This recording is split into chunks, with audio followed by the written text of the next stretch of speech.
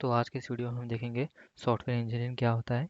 Basically software engineering मतलब जो भी सॉफ्टवेयर बनाने के पीछे जो भी उसके पीछे जो भी लॉजिक्स होता है, जो भी उसके फंक्शंस मेथड जो भी हम अप्लाई करते हैं, जिसकी वजह से जो भी हमारा एक्चुअल सॉफ्टवेयर है, जो कि हमारे यूज़र के जो भी यूज़र के नीड के हिसाब से जो भी सॉफ्टवेयर बनेगा, उसको बनाने के लिए हम सॉफ्टवेयर इंजीनियरिंग यूज़ करते हैं। ओके, तो जो भी मतलब वही सॉफ्टवेयर को बनाने के लिए उसके पीछे काफ़ी सारा इंजीनियरिंग लगता है। तो सॉफ्टवेयर मतलब सॉफ्टवेयर क्या चीज़ पर बनता है। ओके, तो जो भी हमारा सॉफ्टवेयर है, सॉफ्टवेयर बनता है हमारे कंप्यूटर सिस्टम्स के बेस पर, या फिर कोई भी इलेक्ट्रॉनिक डिवाइसेस हो गया, जो भी हमारा मोबाइल फ़ोन हो गया, या फिर कोई भी या फिर जैसे कि उबंटू लाइनक्स, ये जैसे कि सिस्टम के ऊपर जो भी डिफरेंट ओएस रहते हैं, उसके बेस पर जैसे कि जो भी हमारा सॉफ्टवेयर बनेगा, वो सब हम बनाएंगे by using this software engineering.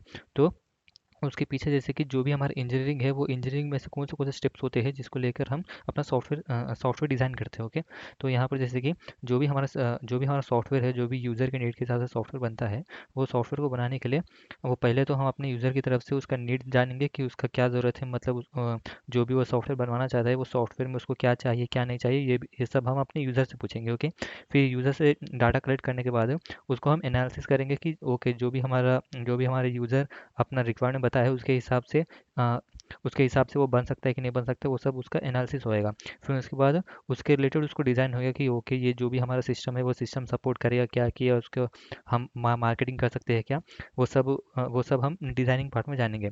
फिर डिज़ाइनिंग पार्ट के बाद उसका कोडिंग होता है, जो भी उसका कोड इम्प्लीमेंटेशन होता है, उसका मतलब जो भी सॉफ्टवेयर को नॉर्मली फंक्शन करने के लिए जो भी उसमें के कोडिंग्स रहेंगे, फंक्शंस रहेंगे, मेथड रहेंगे, वो सब हम कोडिंग पार्ट में डेवलप करेंगे। ओके, फिर डेवलप होने के बाद उसको उसको जो भी हमारे वो पब्लिक रहेंगे, जो भी ये यूज़र के पब्लिक रहेंगे, उधर डिस्ट्रीब्यूट करने से पहले, मतलब उधर डिलीवर करने से पहले उसके बाद टेस्टिंग करते हैं कि जो भी हमारा उसमें के फंक्शंस है, जो भी हमारा ऐप है या फिर सॉफ्टवेयर है, वो प्रॉपरली वर्किंग कर रहा है कि नहीं कर रहा है, उसको जानने के लिए हम उसको टेस्टिंग करेंगे। और उसको जैसे कि मंथली बेसिस पे या फिर ईयरली बेसिस पे उसका मेंटेनेंस भी होते रहेगा। मतलब जो भी उसके अपडेट्स है, वो सब है, वो सब हमारा टेस्टिंग एंड मेंटेनेंस पार्ट में आ जाता है। ओके, तो ये था जो भी हमारा बेसिक सॉफ्टवेयर है, मतलब जो भी हमारा जनरली जो भी हम यूज़ करते हैं उसको डिज़ाइन करने के लिए ये हम ये स्टेप्स हम लोग यूज़ करते हैं। इसको ये फर्दर ये सारे स्टेप्स को हम डिटेल में डिस्कस करेंगे। और जैसे कि बेसिक सॉफ्टवेयर हो गया, और ये बाय यूजिंग सॉफ्टवेयर इंजीनियरिंग हम कॉम्प्लेक्स सॉफ्टवेयर भी डिज़ाइन करते हैं।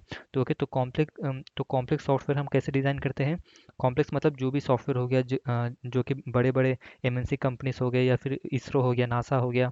तो जैसे कि ये सारे कंपनीज क्या करते हैं, अपने हिसाब से उन लोग के जो भी सॉफ्टवेयर होते हैं, वो सारे बहुत कॉम्प्लेक्स सॉफ्टवेयर होते हैं, जो कि सैटेलाइट से रिलेटेड या फिर इंटरनेट से रिलेटेड, ऑप्टिक फाइबर से रिलेटेड, ये सारे जैसे कि बहुत कॉम्प्लेक्स सॉफ्टवेयर होते हैं।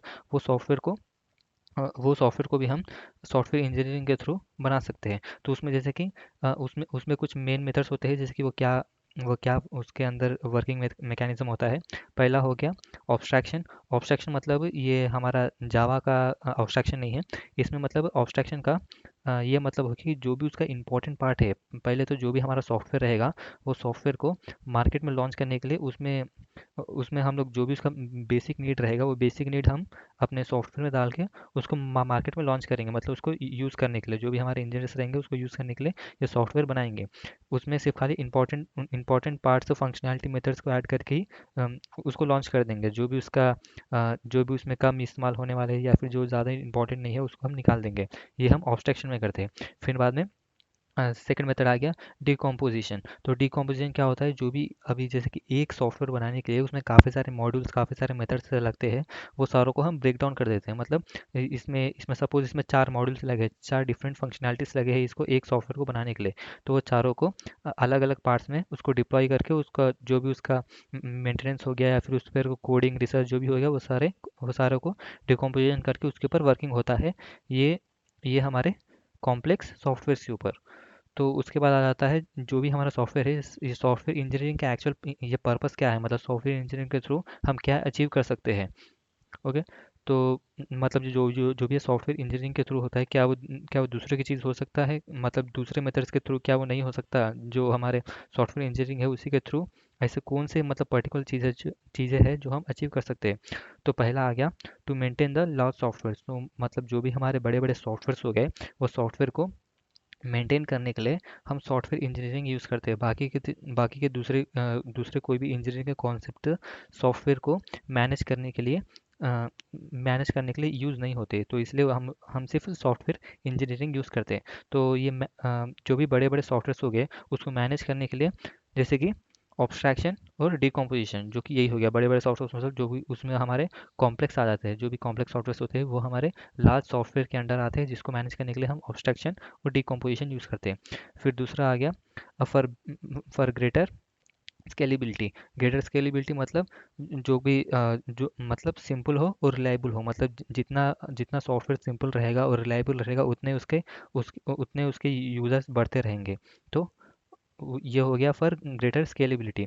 फिर उसके बाद हो गया टू मैनेज द कॉस्ट। तो फिर जैसे कि अभी कोई भी सॉफ्टवेयर बनाने के लिए, जैसे कि उसके पीछे अभी सपोज ये एक सॉफ्टवेयर हो गया, जो कि ये सपोज मैं कैलकुलेटर ले रहा हूँ, तो ये कैलकुलेटर बनाने का खर्चा मेरा हो गया सपोज 100 रुपीज़। ओके, अभी सपोज मैं इंस्टाग्राम बनाना चाहता हूँ, तो इंस्टाग्राम बनाने के लिए मेरे को चाहिए कुछ 1 करोड़ रुपए सपोज, मतलब ये सिर्फ ये खाली गेसिंग कर रहा हूँ। तो फिर जैसे कि ये सॉफ्टवेयर के बीच में, जैसे कि ये बनाने के लिए इसका क्या खर्चा हो रहा है, इसका क्या खर्चा हो रहा है, ये सबको हम मैनेज कर सकते हैं बाय यूजिंग सॉफ्टवेयर इंजीनियरिंग। तो ओके, तो ये हो गया मैनेज द कॉस्ट।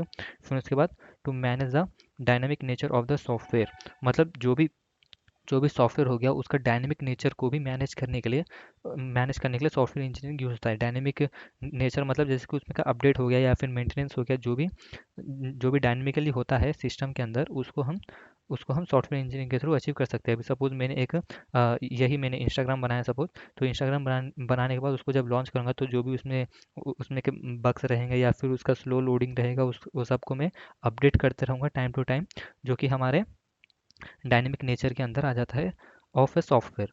तो ये हम अचीव कर सकते हैं बाय यूजिंग सॉफ्टवेयर इंजीनियरिंग। फिर उसके बाद आता है बेटर क्वालिटी मैनेजमेंट। तो बेटर क्वालिटी मैनेजमेंट, अब जो भी जैसे कि मैंने बताया था, जैसे कि इंस्टाग्राम हो गया, तो फिर वो जैसे कि टाइम टू टाइम अपना अपने ऐप का जो भी क्वालिटी है, इंटरफेस है, वो सबको और भी मिनिमल और भी आसान बनाया जाता है, ताकि जो भी उसका जो भी उसका ऐसे क्वालिटी मैनेजमेंट है, वो सब सॉफ्टवेयर इंजीनियरिंग के थ्रू हम लोग अचीव कर सकते हैं।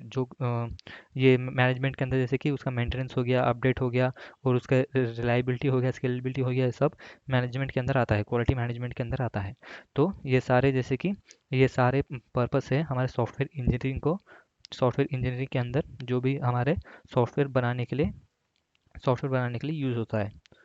तो जैसे कि अब ये सॉफ्टवेयर भी दो तरह के होते हैं, एक होता है बेस्ड ऑन सिस्टम, एक होता है बेस्ड ऑन ऐप्स। तो इसको हम फर्दर डिस्कस करेंगे।